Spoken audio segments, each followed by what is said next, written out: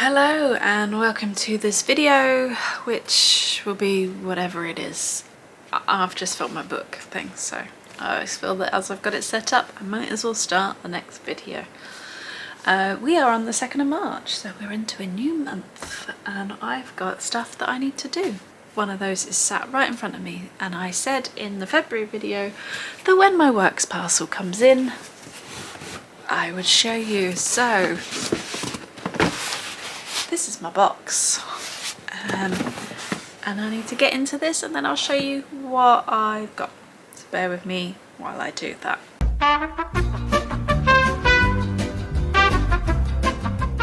So if you saw that February video, which I'll link up here if you're interested, you'll know the main reason why I did a works order was because I want to do an Easter egg hunt. So I bought the little Easter eggs, although these are way smaller than I thought they were going to be. But that's fine, I can work with them. So I got the little shells for that, which were a pack of 20 for £2. That's the first bit. But then obviously while I was on there, I was like, fine, let's see what else we can find. I knew I wanted to get Eloise some paint. So I picked up this set, which was a £5 for, you know, your primary colours. And I'd had a look at that before, so I thought that was good going. When we're going to paint, I don't know. We did some at Toddlers today, and it was a little bit of a mess, so I wasn't sure what I was going to do. For £1, I picked up some sort of Easter stickers so that we can stick those in my eggs, so that'll be some of what it is. I'll just cut it into things, and then she can stick it onto her new pad of paper, because I figured it will be helpful if I'm buying paints and things like that, if we actually had something to put them on. So again, this was £2, and one of those things that'll be helpful. I then got the Paddington sticker book because it was £1, I think, and we enjoyed it. I don't know, again, we're going on holiday at some point. These things are going to be useful for the plane, and then the sea stickers, although these are very small, but we'll have fun just doing. We had a dinosaur one that was like this, where you just had an area and you stuck stickers on it. And this is £6.99 down to £2, so again, occupying her for plane trips. She is obsessed with Peter Rabbit at the moment. So I saw this for £4, a finger painting set, and to be honest, I'm not sure when we're going to use it, but I thought I would pick it up because it seemed like a good idea at the time, and at this point I was getting close to the old free delivery aspect, so it's got little sheets in. I might put this away for Christmas, we'll see. Or it might just come out, but it seemed like a good idea at the time. Oh, I didn't need to open that because it says it on the back. Look, there we go. We've got like sheets that we can, like the P that she can do finger painting in and stuff. So we've got that. And then books. Did I need books? Not in the slightest. I have just bought The Names by Florence Knapp because it was 99p on Kindle, and it's a book I really want to read, but I don't know whether it's one I'm going to enjoy. So I bought that for 99p. As I said, I then was getting very close to the delivery, so I had a look at the books and then got maybe a few more than I intended. But I got Say You'll Remember Me by Abby Jimenez. I really want to give Abby Jimenez a go. This one was £3. I have heard that maybe this isn't the best place to start, but I liked the idea of it. There might be no such thing as the perfect guy, but Xavier Rush comes disastrously close. He's a vet, that would be fun. So yeah, I've got this one. And then these three were all on my birthday list, and they were reasonably inexpensive. So I've got Ask for Andrea, which is a thriller, but maybe with horror aspects. It's been recommended to me on, I don't know how, oh, it's been damaged. Our book's damaged. Do I take it back? Do I send it back? I don't know, we'll have to have a think. But anyway, this book has been recommended to me about 12 times at book club. There's a man that basically stalks women online and then murders them. So 3 of the murdered victims come together to help protect the next woman. It just sounds fascinating, but now it's damaged and I don't know whether to send it back or not. And then the next 2 books in the Dream Harbour series, the Strawberry Patch Pancake House and the Gingerbread Bakery. I didn't realise that I got the sprayed edge versions, so that one's got strawberries and pancakes on it. And this one has gingerbread things and all of that. So this one I might read for the readathon I'm doing at the moment. So I'm taking part in Victoria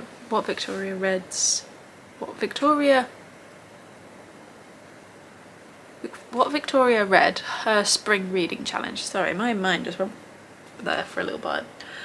One of the prompts is seasonal read. I think this looks kind of springy, so I might use that for spring, and then this one will be saved for Christmas. But I enjoyed the other 3 that I've read, so I did want to carry on with it. I obviously put them on my birthday list. I don't blame people for not buying them, but I have now bought them. So yeah, 4 books that I don't need, but I've added them now to my TBR, and I better get reading really, shouldn't I? So the next thing I actually need to do is to do some wrapping of Pete's birthday presents, but I'm going to do that off camera. It's a few days later, I am in the same jumper, but that's besides the point. Yesterday I went to the theatre, so I went to see Legally Blonde, which is a show that I have wanted to see for a very long time. Weirdly, my brother went to see it when it was in London and I never got to go. And of the 2 of us, I am far more the Legally Blonde fan than he is, but he went with other people, that's why. So I was very happy and very excited last year when I saw that Legally Blonde was coming to Sheffield on tour, so I booked it instantly, didn't know who was in it, and then was pleasantly surprised that Amber Davis was going to be Elle Woods, so she was our lead. For those of you who feel like you recognise the name, she won Love Island, I think, way back in like series 2 or whatever, and she was a finalist in Strictly last year, but she does a load of musical theatre stuff. I've never seen her before, so that was good, and I thought she played Elle Woods very well. I was impressed with her singing voice. Obviously I knew she could, otherwise they wouldn't cast her, but there was a quality to it that I quite liked. And then I follow Hannah Lowther on my Instagram and stuff. She is also another musical theatre person, and she was playing Margot, who is one of Elle's best friends. So that was a fun addition to it. So I just wanted to see the show. I didn't care who was in it. I booked it before I knew the casting. But they were just a nice treat to be able to see those 2 perform when I haven't seen them before, even though I follow one and I know of the other. Legally Blonde as a show is based on the film, the rom-com. We got that from Blockbuster for my I think it's like my 12th birthday or whatever. I was having a sleepover with a couple of friends and we went to Blockbuster and got some films, and one of them was Legally Blonde. If I remember rightly, we wanted a different film, but we just had to sort of make do with Legally Blonde, and then absolutely loved it. And I've really wanted to rewatch that film recently, but it's not on a streaming site. I mean, I could just go down to the garage and get my DVD out the cupboard, but it's a lot more effort. So I haven't managed to watch it again, but I really, really want to. But yeah, so the musical is based on that. I would say that if you don't know the show, like the film, you will follow the show, but it's possibly a little bit more confusing. There was definitely some women behind me who'd never seen it, like they were with friends who have, but they'd not seen it, and they were a bit like, for some of it. Certain lines and certain things, like the bend and snap, that just comes out of nowhere, and then they're like, okay, for it. Whereas if you've seen the film, it makes a lot of sense and you wait for it. I had a good time. It was a lot of fun. George, somebody was playing Emmett again. In fact, all of them, there was a real nice quality to the singing. The last few shows I've seen, I'd questioned some of that, like there's been a bit of cracking here and there and all of that kind of stuff. Didn't have that at all yesterday. I will say that in some of the bigger like dance numbers, like when they have to sing and skip at the same time and all of that, I lost some of the words. And it's been many a year since I've listened to the soundtrack. In fact, I think I did that in COVID, so long time since I've listened to the soundtrack, so I don't know the lyrics as well. So I did lose some of that occasionally. They have dogs on it, because obviously you got Bruiser and Rufus, and the one thing I actually noticed with it was how much the cast looked after the dogs, if that made sense. There was always one person, you know, with the dog, which is how it should be. They were great, obviously, we like a dog. I just sort of particularly noted the care that they were taking of those animals as well, which is what we like to see. Any other things, any other notable things from the show? Other than the fact that I just had a nice time and that kind of thing. Probably not. I wouldn't go on a Tuesday night to the theatre again because I feel pretty rough today. I came home, I got home at like 11:15, which I know is not late. It's about the time I go to bed anyway. But then I couldn't sleep because I didn't get to do my proper like wind down routine or anything like that. Not that I ever think I have one until I don't do it and then I realise I have one. So I'm feeling a little bit tired and stuff today. Could do with not being at work, but so I don't think I'd pick a Tuesday to go to the theatre again. Thursday maybe, that could work. I like a Saturday matinee, but that's not always the most useful of times for the family life and all that kind of stuff. Or a Saturday night, obviously. But again, not always the most useful for family life. But I won't be doing a Tuesday because I haven't enjoyed this whole aspect of it. The other thing I found this time, so obviously I went on my own again, which I am perfectly fine with doing and I quite like it. But because I worked out this is like the third show I've seen in a row where I've gone on my own, I did feel kind of lonely this time. I don't know if it's because the audience were like 80% women, so they were very, I mean, I didn't notice anyone else on their own. Often with the shows I've seen before, you can spot at least one or two other people that are there on their own. With this one, I didn't spot anyone. I don't know whether it's, as I say, just because of the nature of the show that it is, the day that I've gone, because it was the opening day for Legally Blonde in Sheffield. I don't know. I also don't know whether it's just because it's been 3 times now that I've done it on my own. But yeah, I just felt kind of lonely last night doing it, which is a first. I've never actually felt lonely going to the theatre. I always feel like, oh, it would be good to have someone to chat to during the interval or afterwards, but I tend to use that time to have a look at the cast and see what they've been in and whether I've seen them before. And I took a book with me, so I read that for a little bit. But yeah, I was also like wedged in, I was obviously single and I had 2 people here and 2 people here.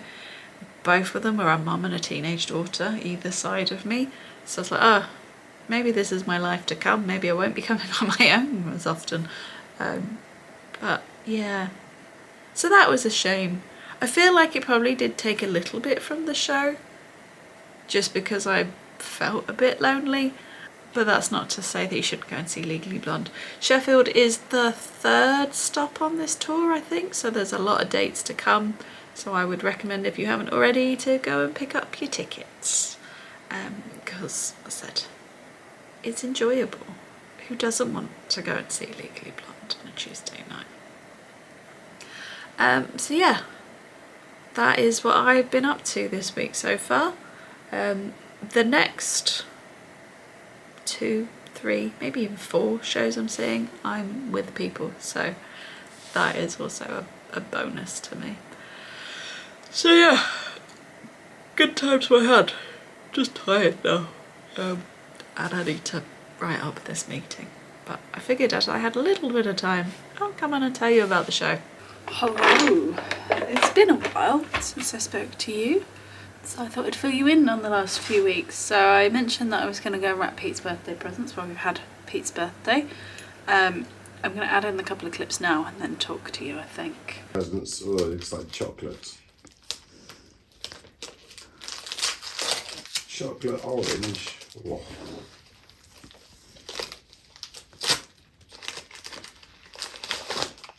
You need to turn it over and keep it in that order. We are going chocolate orange one to see what's that pre-made bar. Nice. We're going to see how it is. Darren Brown. That's the magician guy. Yeah, that'd be cool. Where's that? Lyceum. Oh, nice. Have you ever seen a magic show live? We saw Dynamo. How long was that? Oh, ages ago, but we saw Dynamo. You eating the chocolate, are you, Eloise? Yeah. I'm quite excited by the bars of chocolate as well. Thank you. They're just a vessel of... Yeah, I haven't seen them on TV for like... Oh, I was surprised when I saw it on sale. Still kind of like going... This is how Pete is spending his 36th birthday.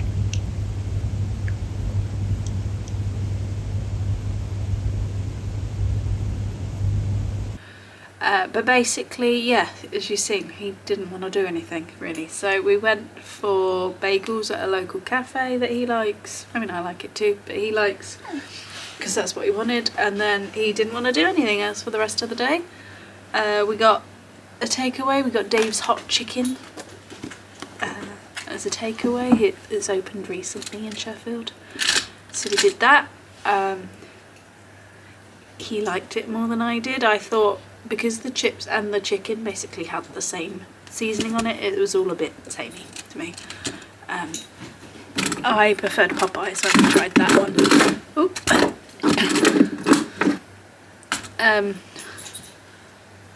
So yeah, so that's all we did for Pete's birthday. As you saw, me and him are going to go and see Darren Brown in July.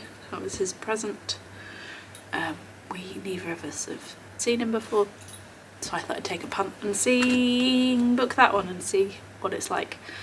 I am currently changing these toys over because I've been a bit lax and I haven't done it recently. But she got some magnet tiles for her birthday, and although this basket is far too big, I'm going to put them in there just to tidy them up a bit. I think I'm going to keep those out though with the next one. Because why not? I like playing with them more than anything else. And then the weekend that's just gone, we had my brother, my mum, my dad staying with us for the weekend. So they came later on Friday than if it was just my parents, because they had to wait for my brother to finish work. So they came then, and then they went back on Sunday, which was Mother's Day, and I got a little gift from Eloise for that one. But it was also my mum's birthday, so we celebrated that as well. So we did the whole thing, had a roast here. Went out the day before to a local farm, Worlow Hall, I think it's called. I had some food in their cafe. Did that instead of doing it on Sunday, because, you know, Mother's Day would have made it busier. And yeah, that is sort of everything that we've been up to. And possibly that's the only things we're going to be doing in March. So I don't think there's a huge amount more to update you on in terms of our life in general. I'm going to now change these toys over and edit this video for you so that you actually have one this Sunday, because you missed one last week because I'm in the middle of this. So I've got to make this worse before I make it better, because I basically got to make a mess before I can tidy it all up. But yeah, if you have enjoyed this video, please give it a thumbs up. If you haven't already, please go ahead and subscribe, and I will see you in the next one. Bye!